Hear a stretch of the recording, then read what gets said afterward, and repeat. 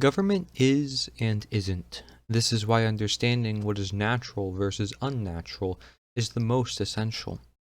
Nature is natural government, thus it is what simply is. Man-made constructed government isn't because it is not natural. Saying what is natural is irrelevant because it already persists in existence. However, it is often due to the presence of what is unnatural. The title of government draws away from the act of governing, two separate things. There can only be actions, and our actions must be aligned to what is. Since government is a man-made construct, it does not need to exist. Is this because the government is God? No. Government is nature, the systems of the worldly creator or creation, best known as such. Nature is the answer because nature is the answer. The answer is nature. Nature, the answer is. Whatever way you put it, it works because nature is answer. Answer is nature, is and the are the same correlations, just as we shall make nature and answer the same correlation in total.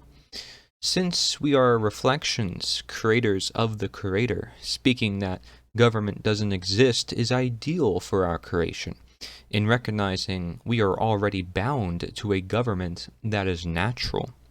If we are given nature, we are asking the question of what we need. We seek an answer. Do we go to man-made government, or in recognizing natural government? Knowing nature is the answer, given nature, for such reason, we know not to choose the man-made solution, especially since it does not exist in the first place and has a track record in nature of its own that never works and always results in mass democide, the top cause of unnatural death. Government doesn't work with nature, it seeks to be nature.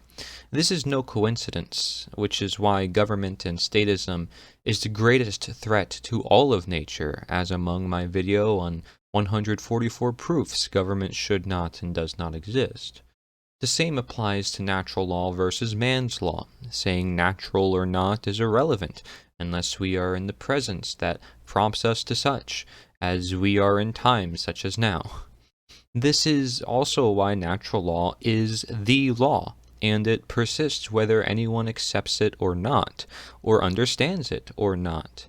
The matter of action is what's in need. However, for what shall not be, that being perpetrating statism, the belief in the man-made construction of government or fake authority, leadership, or the lack of care and knowledge for harmonizing with nature. You can go on from natural health to natural rights to natural life to natural freedom, natural government to natural leadership. The list goes on simply to bring us to our grounded roots. If government means mind control, then the only appropriate mind control should be control of our own minds. This should be self-evident because it is natural. Recognizing such is so to know of the answer, or what is, because nature is. The answer is. The Truth by Mark Passio, he defines it as simply what is. Simplistic yet impactful, shall we choose and know. If anarchy is also nature standing for what is, thus also being the answer, especially in times where nature or anarchy is not present, then one ought to know that man-made constructed government came out of anarchy. Anarchy stands for simply no rulers.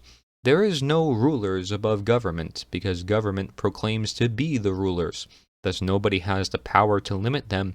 They are embracing freedom to create such an artificial system, but maintaining that others do not have freedom, so that they have it for themselves.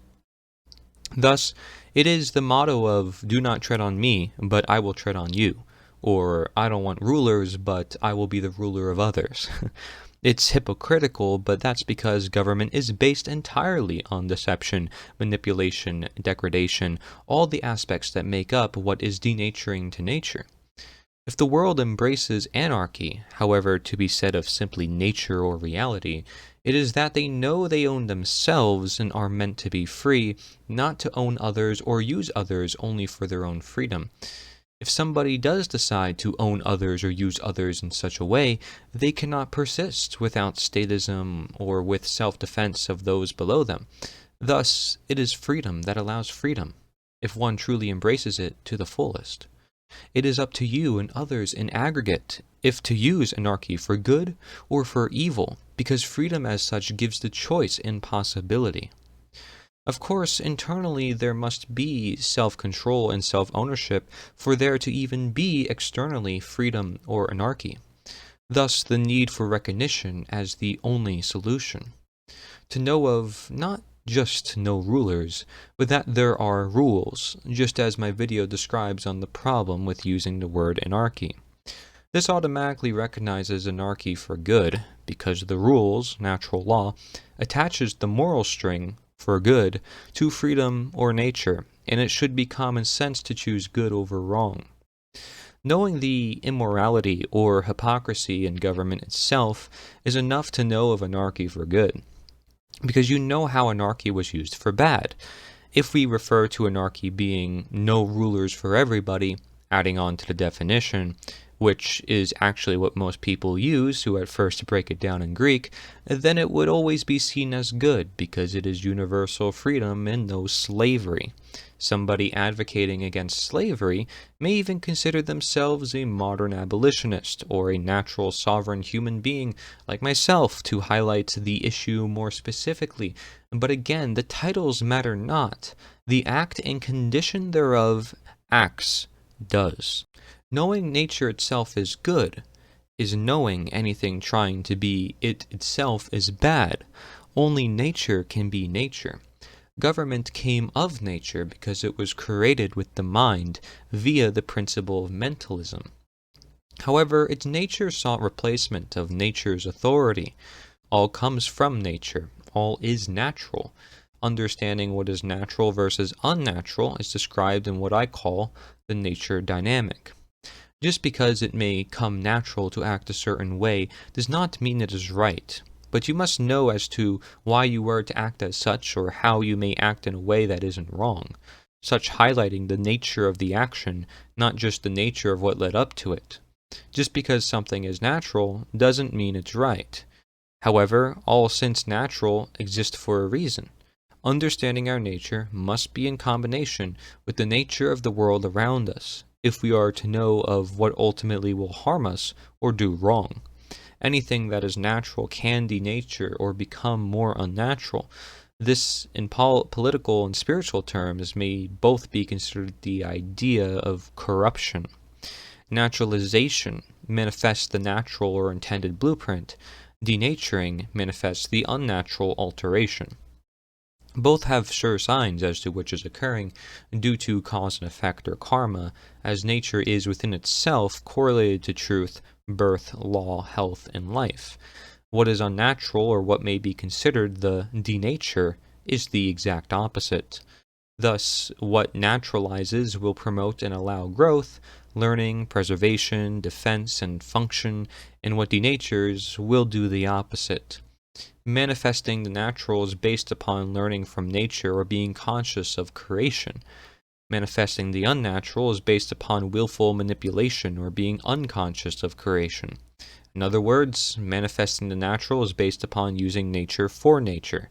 Manifesting the unnatural is based upon using nature against nature.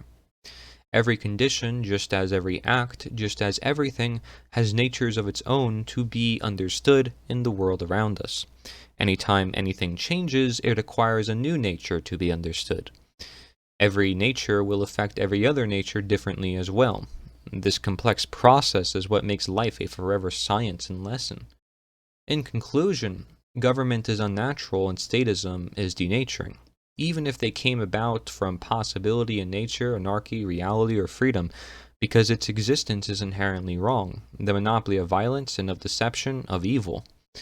If people are ever taught to believe that it is natural when clearly it isn't of born-given nature, then their nature is the answer to them also includes government, but that doesn't mean their understanding of nature is whole or holistic, hence the idea of true or simple or original nature.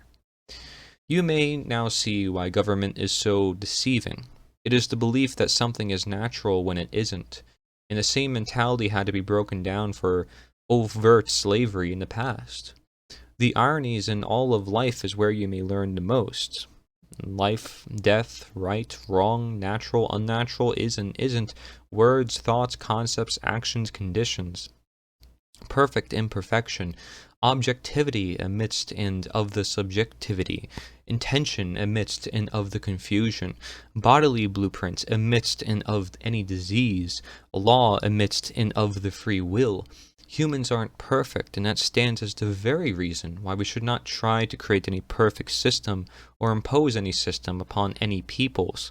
The same reason why one diet doesn't work for everyone, also again because of the many natures present in society. But we shall embrace the perfect imperfection in nature, here for us all, ever here working for us all, learning from time and history what truly works, learning from conscience what is rightfully to be done, and ultimately learning from born-given nature what is meant to exist. Nature is the answer, one and all.